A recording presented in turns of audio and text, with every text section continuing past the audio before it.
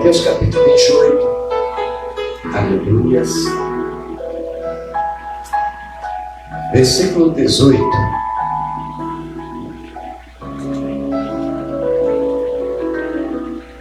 Louvado seja o nome do Senhor Jesus.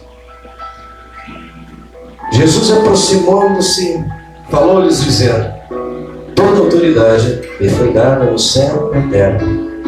Ide, portanto, fazei discípulos de todas as nações, batizando-os em nome do Pai, do Filho e do Espírito Santo, e ensinando-os a guardar todas as coisas que vos tenho falado. E eis que estou convosco todos os dias até a consumação do século. Amém? Tome seus assentos. Você que está nos assistindo, fique bem. Tirar aqui. Fique à vontade. Por quê? Meus irmãos, a Bíblia conta a história de um homem chamado Jesus. Uma história conhecida no mundo inteiro, conhecida dentro da sua casa, da sua família. Na nossa nação, no Brasil, até nas tribos mais remotas, esse nome é poderoso.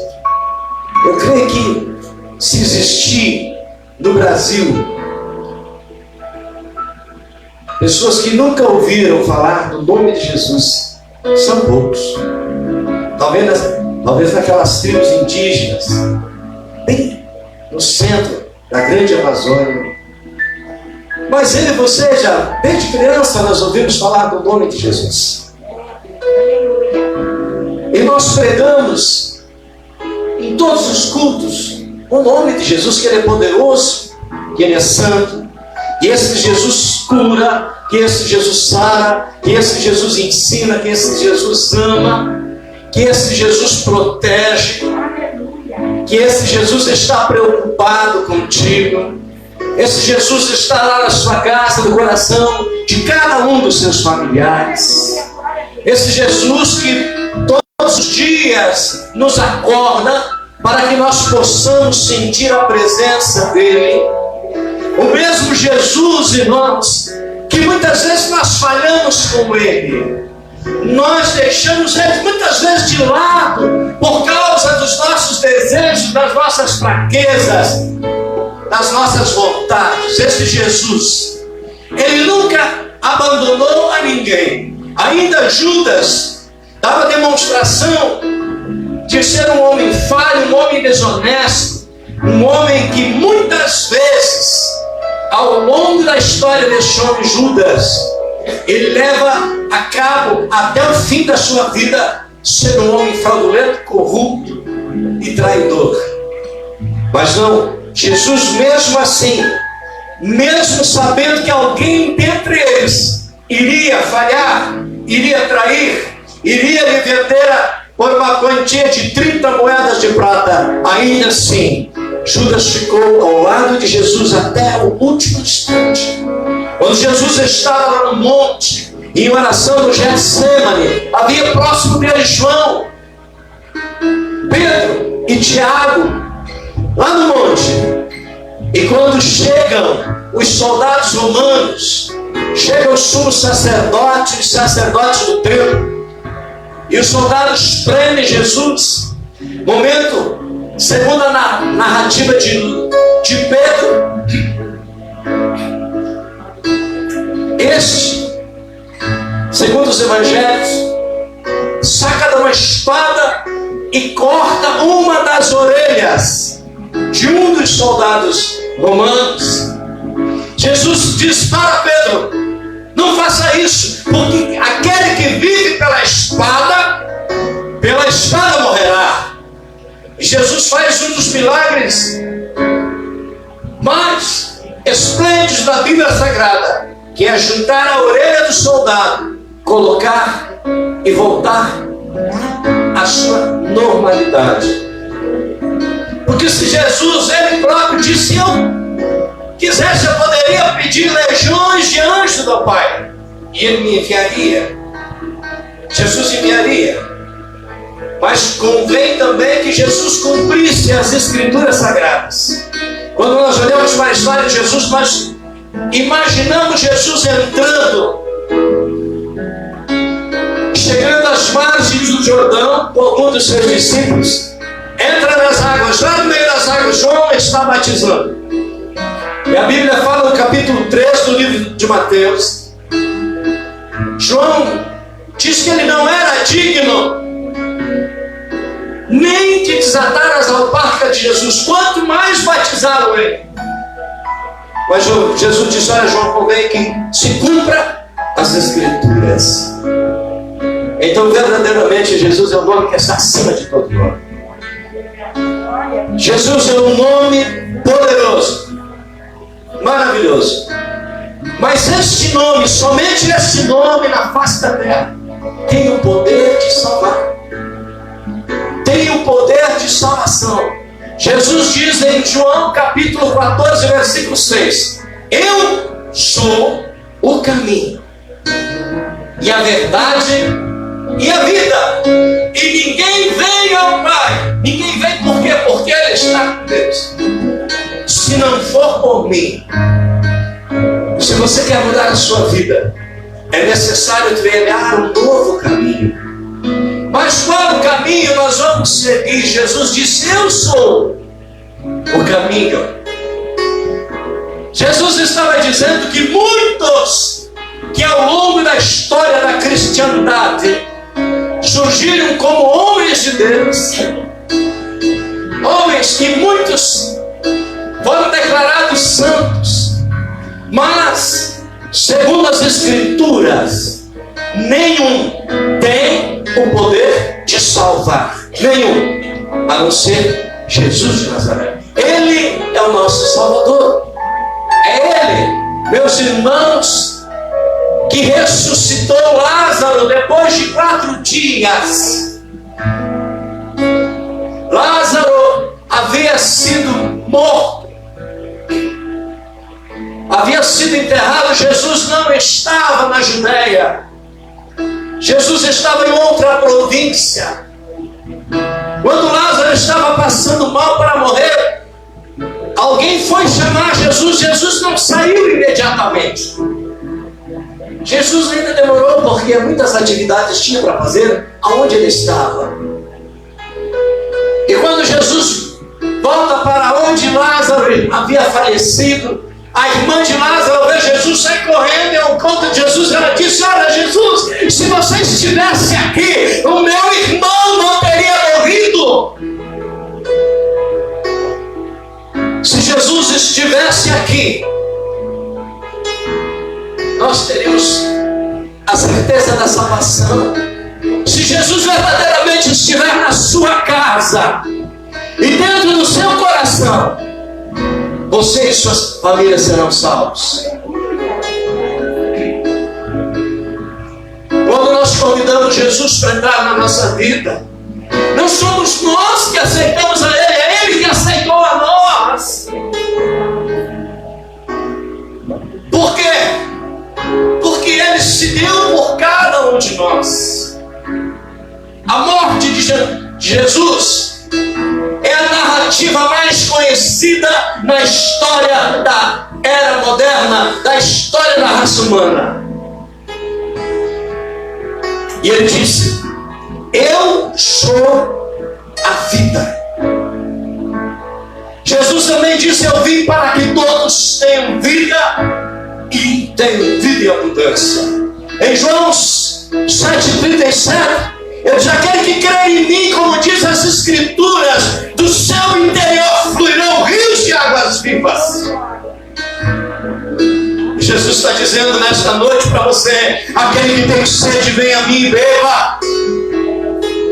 Porque nós só podemos beber desta água uma vez, e nós nos saciarmos para toda a eternidade. Porque da água que eu quero pedir um copo aqui para uma das irmãs, desta água nós vamos beber todos os dias, todas as madrugadas, as tardes, as noites. Pela manhã nós tomamos desta água e voltamos a ter sede. Jesus diz: mas aquele que beber desta água jamais terá sede. João 14,6 diz: eu sou o caminho que leva à salvação e a verdade. Qual é a verdade, irmãos? Se você conta que você casou, que você tem uma família, e eu não te conheço, eu vou crer porque é uma verdade. É uma espécie de verdade. Também é verdade que nós estamos unidos em nome de Jesus nesta noite, sim ou não? Sim, nós estamos unidos aqui em nome de Jesus. Isso é uma verdade. Isso é fato. Isso é um acontecimento. Mas quando Jesus diz eu sou a verdade, Jesus está dizendo que a palavra dele, os ensinamentos dele, os mandamentos dele, os caminhos dele nos levam a uma única verdade: a salvação para aquele que crê. É por isso que quando ele é interpelado pelos discípulos, ele diz: eu sou o caminho, a verdade e a vida, e ninguém vem ao Pai senão por mim. Eu chego à seguinte conclusão: que a minha igreja, a minha denominação, a nossa igreja, não tem o poder de salvar ninguém. Nenhuma igreja, nenhum homem, nem a própria mãe de Jesus de Nazaré tem poder de salvar alguém, porque a salvação, diz a palavra de Deus, somente vem através de Jesus de Nazaré.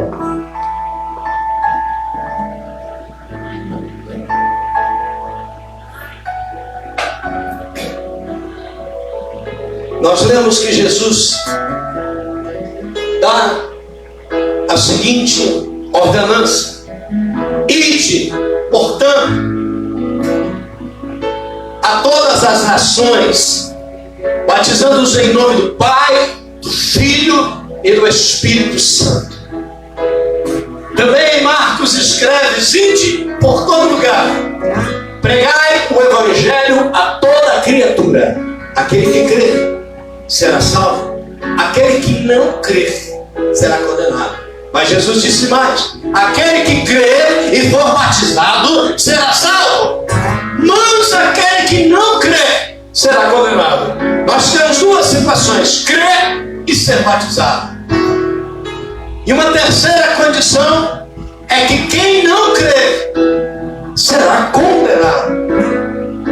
Então, nós que estamos aqui, e você que nos assiste, quem assiste uma transmissão de um culto é porque crê, é porque acredita naquele que tem o poder de salvar, naquele que tem o poder de mudar a história de qualquer um de nós.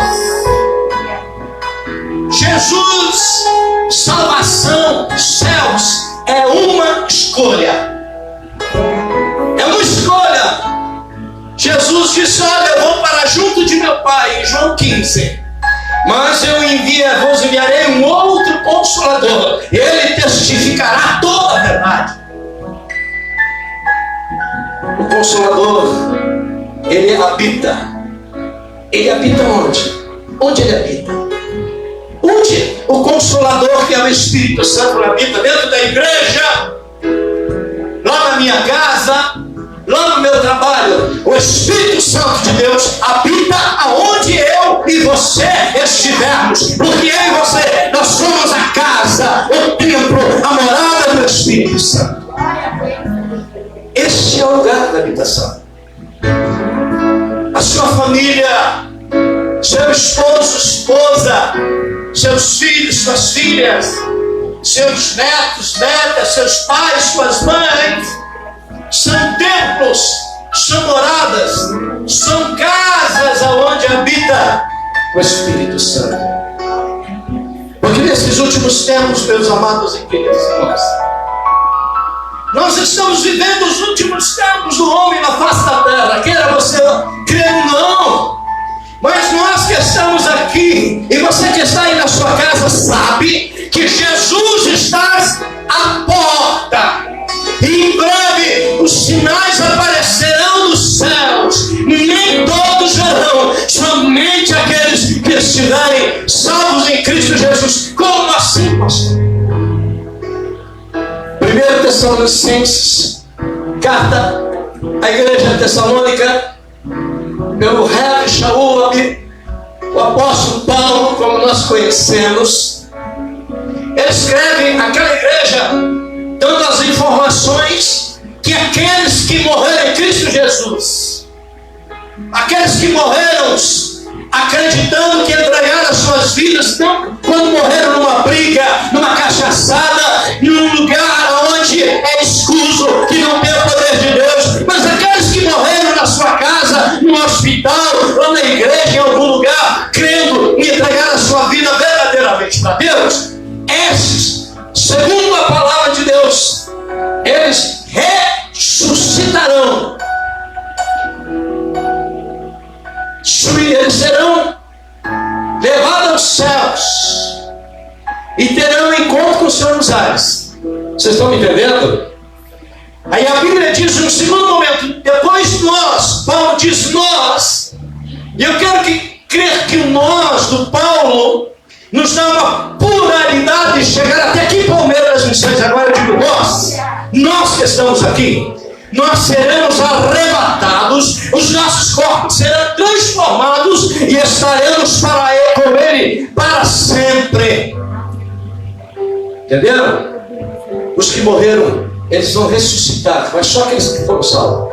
Eles sairão das suas tumbas caminhando? Não, eu não sei. Mas eles subirão aos céus ao encontro de Jesus, que estará nos ares. Depois nós que estivermos vivos. Por que nós precisamos ser transformados? Porque lá no céu, irmão, esse corpo de sangue, esse corpo composto por água e por massa, irmãos, ele é transformado. Quando nós olhamos Jesus Cristo, ele diz quando ele volta e apresenta as suas mãos, eu acho interessante que Lucas diz que Jesus disse: eis aqui, eis-me aqui, em carne e osso. Por quê? Quando nós olhamos para a Bíblia Sagrada, nós vamos lá para a Torá do Pentateuco, nós vamos para a lei de Moisés. E Moisés diz que o sangue derramado não é para ser comido. Quando você, lá na sua casa, você matar uma galinha, corta o pescoço, deixa o sangue correr, porque é vida. Quando você matar um outro animal, o sangue tem que correr porque é vida. E nós não podemos comer o sangue, nos alimentarmos do sangue. Talvez no passado muitos de nós, como eu próprio, nos alimentamos de sangue de animal. Mas nós vivíamos numa ignorância. A ignorância espiritual é quando nós não conhecemos a verdade de Deus. O sangue é vida. E a vida volta para a terra. Porque todos os seres vivos, todos os animais e seres humanos, quando o sangue sai do corpo, a prova é que a vida vai embora. O próprio Jesus, quando ele expira, e ele fala as últimas palavras e diz: Pai, nas tuas mãos eu entrego o meu espírito. E o Senhor expirou. Ali ele morreu. O soldado, depois, para testificar, ele pega uma lança e fura o abdômen do Senhor. E não corre sangue, corre água. É porque a vida já não estava mais nele. A ressurreição de Jesus nos trouxe o poder da salvação, o poder de mortos serem ressuscitados. Quando Jesus chegou lá, na família de Lázaro, ele mandou que tirassem a pedra da sepultura. E ele disse: Lázaro, sai para fora. E Lázaro saiu para fora com seu corpo invólucro em ataduras, segundo o costume da época, segundo o costume dos judeus. Jesus vai até uma cidade levaram a palavra na cidade chamada Naim. Ele estava com seus discípulos naquela cidade. De repente, ele se depara com um cortejo. E naquele cortejo veio as pranteadoras, mulheres que eram preparadas, irmã, para chorar nos velórios. Entre elas, uma mãe que lamentava a perda do seu unigênito, único filho. E Jesus se aproxima, para com o cortejo. Ele chega e não toca no menino, mas ele toca no esquife. E o menino ressuscita. Jesus é esse que eu vos anuncio, que tem o poder de ressuscitar. Jesus tem o poder de restaurar, tem o poder de salvar. Porque quando nós abrimos aqui, entendemos que o mandamento de Jesus é para nós que estamos vivos e aqui hoje, para que nós venhamos crer que somente Ele tem o poder de curar, de salvar e de restaurar. Todos nós que estamos aqui nesta noite já entregamos a nossa vida para Jesus. Todos vocês que aí estão nos assistindo, muitos estão com suas vidas entregues a Jesus, mas tem alguém que ainda não entregou. Por favor, não demore. Jesus está vindo. Este vírus que nós conhecemos como coronavírus, este é só um prenúncio dos finais dos tempos. Mas é engraçado que é uma das últimas doenças que assombrou de uma forma generalizada as nações. E muitas coisas ruins acontecem nos outros continentes, nas outras nações, nos outros povos, mas não chegavam no Brasil. Mas isso tem chegado até as nossas cidades. E é assim, irmãos, nós precisamos estar preparados para esta última hora. Jesus se aproxima e Ele já está, irmãos, conforme a Bíblia diz, que Jesus tem uma mesa preparada. João 14 diz: não se turbe o vosso coração. Credes em Deus, Jesus diz, credes também em mim. Na casa de meu Pai há muitas moradas. Jesus disse: se não fosse assim, eu não teria dito, mas eu vou preparar-vos lugar. E aonde eu estiver, Jesus está dizendo, estejais vós também. Jesus tem um lugar preparado, uma mesa preparada, uma casa espiritual preparada, porque Ele diz, há muitas moradas e nós precisamos entender que morada é lugar de habitação, e em lugar de habitação habitam pessoas. Então eu quero que Deus tenha um lugar preparado para cada um de vocês, para cada um dos nossos familiares, das pessoas que nós amamos, porque é muito triste quando nós temos notícia de uma pessoa não queria Jesus, que não se negava a ouvir a palavra de Deus e morre. Eu sei que Jesus é misericordioso. Eu sei que Jesus é misericordioso. E Ele pode dar salvação para pessoas ou para situações que nós não acreditamos. Porque muitas vezes os cristãos julgam.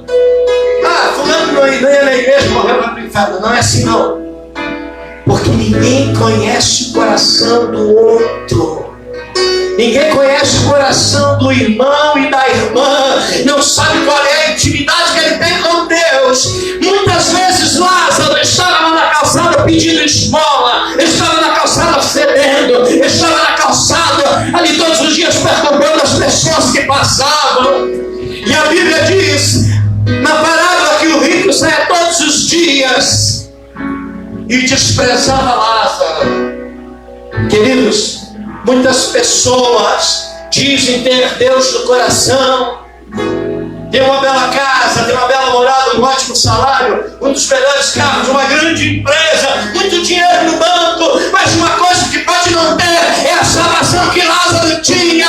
Assim, aquele homem que desprezava Lázaro, ele não tinha a simplicidade de Lázaro, a pobreza de Lázaro, mas a riqueza que Lázaro tinha, ele não conseguiu com todo o dinheiro que possuía.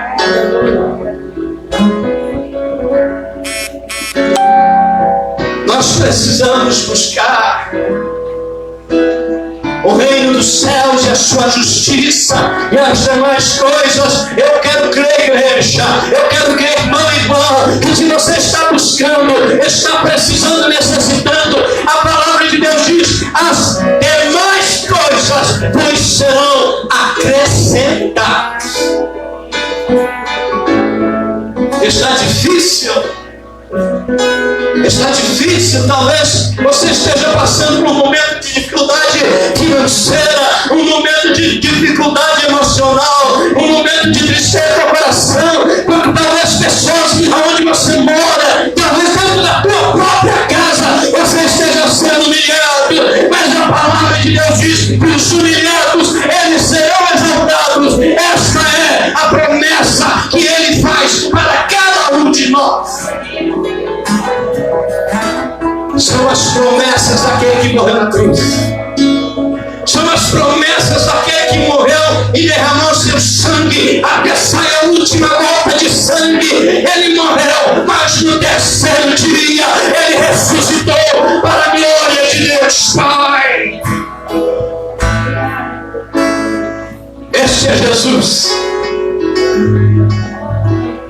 O salmista Davi, falando a respeito de Elohim, Deus dos judeus, Elohim, Deus de Palmeira das Missões do Brasil, ele disse: entrega os teus caminhos ao Senhor, confia nele, e o mais Ele vai fazer com você. Tudo Ele fará. Tudo Ele fará.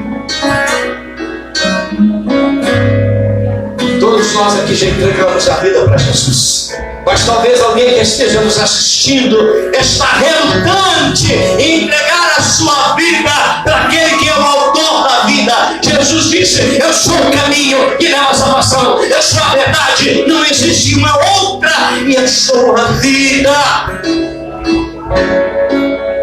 Entrega a sua vida ao Senhor e tudo será novidade na sua vida.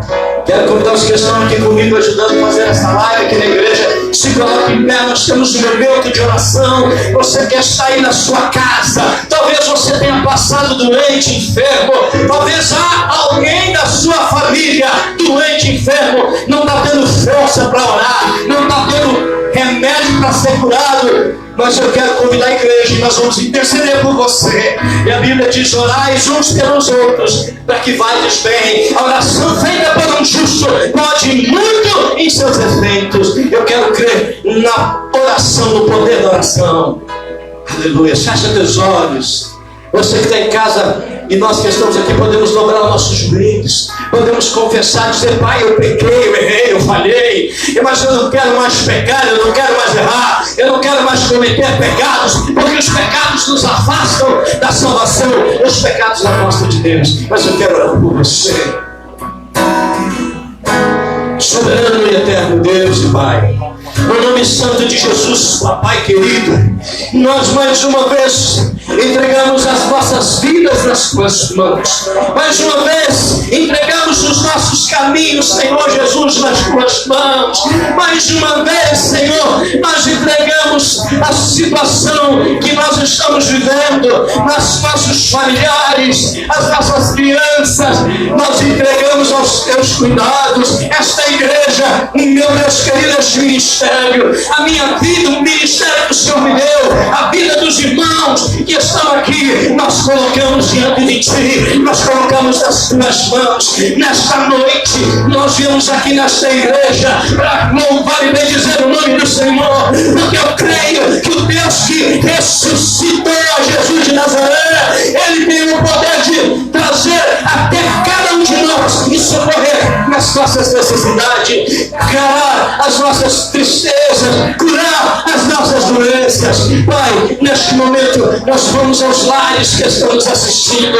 Talvez você, empresário, está passando por uma situação econômica difícil.